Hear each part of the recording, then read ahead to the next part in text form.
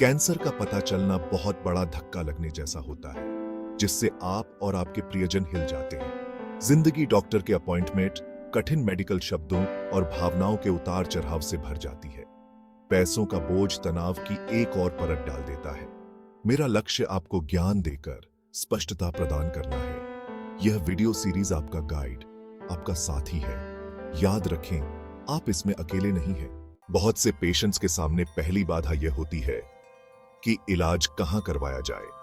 क्या आप घर के पास वाले हॉस्पिटल को चुनते हैं जहां आपको आराम और पहचान की जगह मिले, या फिर आप किसी ऐसे स्पेशलाइज्ड कैंसर सेंटर को चुनते हैं जो आपके कैंसर के प्रकार के इलाज में माहिर हो। घर के पास होने का मतलब है कि रोजमर्रा की जिंदगी में कम रुकावटें और प्रियजनों के लिए आसान पहुंच। स्पेशलाइज्ड सेंटर्स में बहुत सारे ऑन्कोलॉजिस्ट्स और रिसर्चर्स होते हैं जो कैंसर के खास प्रकारों के लिए समर्पित होते हैं। उनके पास लेटेस्ट क्लिनिकल ट्रायल्स और एडवांस्ड टेक्नोलॉजीज हो सकती हैं।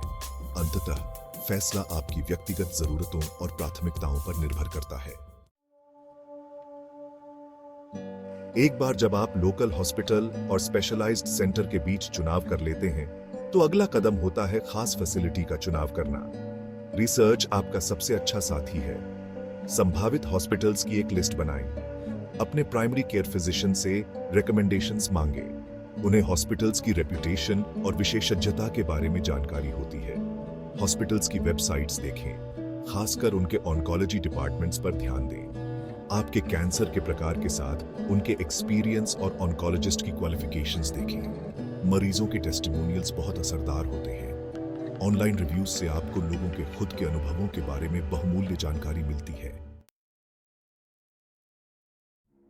किसी स्पेशलिस्ट को चुनना सिर्फ उनकी डिग्री देखने से कहीं ज्यादा है। यह उस व्यक्ति को ढूंढने के बारे में है जिस पर आप आंख बंद करके भरोसा कर सकें। अपने प्राइमरी केयर डॉक्टर से रिफरल्स मांगकर शुरुआत करें। उनकी पृष्ठभूमि और अनुभव पर रिसर्च करें। उनकी रेजिडेंसी, फेलोशिप ट्रेनिंग और रिसर्च में शामिल होने के बारे में जानें। उनका इंटरव्यू लेने के लिए कंसल्टेशन स्केड्यूल करें। उनके ट्रीटमेंट अप्रोच और कम्युनिकेशन स्टाइल के बारे में पूछें।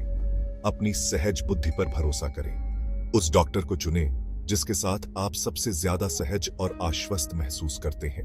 बायोप्सी शब्द सुनकर ही घबराहट होने लगती है, जिसे अक्सर गलतफहमियां और बढ़ा देती है। आइए कुछ आम मिथकों को दूर करते हैं। एक मिथक यह है कि बायोप्सी से कैंसर फैल जाता है।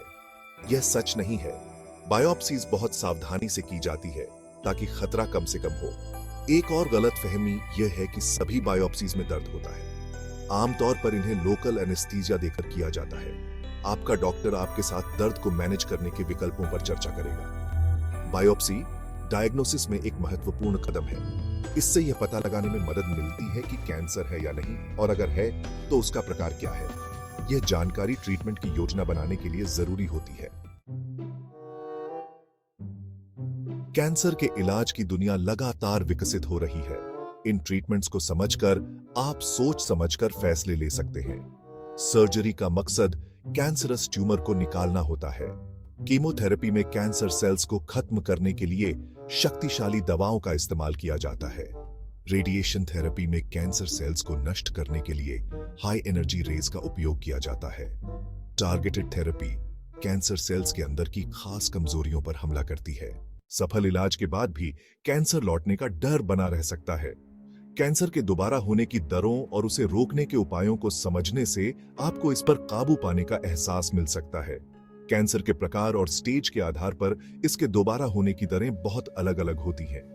आपका ऑन्कोलॉजिस्ट आपके मामले के आधार पर आपको व्यक्तिगत जानकारी दे सकता है। एक हेल्थी लाइफस्टाइल अपनाकर आप इस खतरे को काफी हद तक कम कर सकते हैं। संतुलित आहार लेकर अपने वजन को नियंत्रण में रखें। नियमित रूप से शारीरिक गतिविधि करें और धूम्रपान छोड़ दें।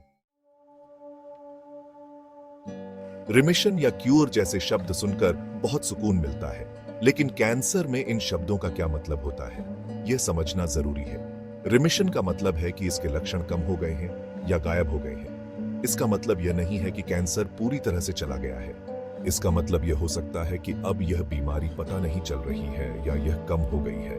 कंप्लीट रिमिशन का मतलब है कि इसके सारे लक्षण गायब हो गए हैं। पार्शियल रिमिशन का मतलब है कि यह बीमारी कम तो हो गई है, लेकिन पूरी तरह से गायब नहीं हुई है। क्योर का मतलब है कि कैंसर चला गया है और उसके दोबारा होने की उम्मीद नहीं है। कैंसर के प्रकार और स्टेज के हिसाब से क्योर होने की संभावना अलग-अलग होती है। पैसों की तंगी के बिना ही कैंसर का सामना करना बहुत मुश्किल होता है। सोच समझकर फैसले लेने और संसाधनों की तलाश करने के लिए इलाज की लागत को समझना बहुत जरूरी है। कैंसर के प्रकार, स्टेज, इलाज के तरीके, अवधि और जगह के हिसाब से लागत अलग-अलग होती है। इलाज में डॉक्टर के अपॉइंटमेंट्स, हॉस्पिटल में रहना, सर्जरी, कीमोथेरेपी और भी बहुत कुछ शामिल है। अपनी हेल्थ केयर टीम के साथ पैसों से जुड़े असर के बारे में खुलकर बात करें। कॉस्ट का ब्रेकअप पूछें, दूसरे विकल्पों के बारे में जानें और सहायता कार्यक्रमों के बारे में पूछताछ करें। कैंसर के इलाज की आर्थिक पेचीदगियों से जूझना बहुत भारी पड़ सकता है, लेकिन पहले से योजना बनाकर आप तनाव कम कर सकते हैं और अपने स्वास्थ्य पर ध्यान केंद्रित कर सकते हैं। अपने वित्तीय दस्तावेजों को इकट्ठा करके और व्यवस्थित करके शुरुआत करें। एक ऐसा बजट बनाएं जो आपके सामान्य और इलाज के खर्चों को ध्यान में रखता हो। उन जगहों की पहचान करें जहां आप पैसे बचा सकते हैं या कुछ बदलाव कर सकते हैं। हॉस्पिटल्स और ऑर्गेनाइजेशंस द्वारा दिए जाने वाले फाइनेंशियल असिस्टेंस प्रोग्राम्स के बारे में जानें। व्यक्तिगत सलाह के लिए किसी फाइनेंशियल एडवाइजर से सलाह लेने पर विचार करें। आपको कैंसर के वित्तीय बोझ का सामना अकेले नहीं करना पड़ेगा। सरकारी कार्यक्रम और इंश्योरेंस एक सुरक्षा कवच प्रदान करते हैं।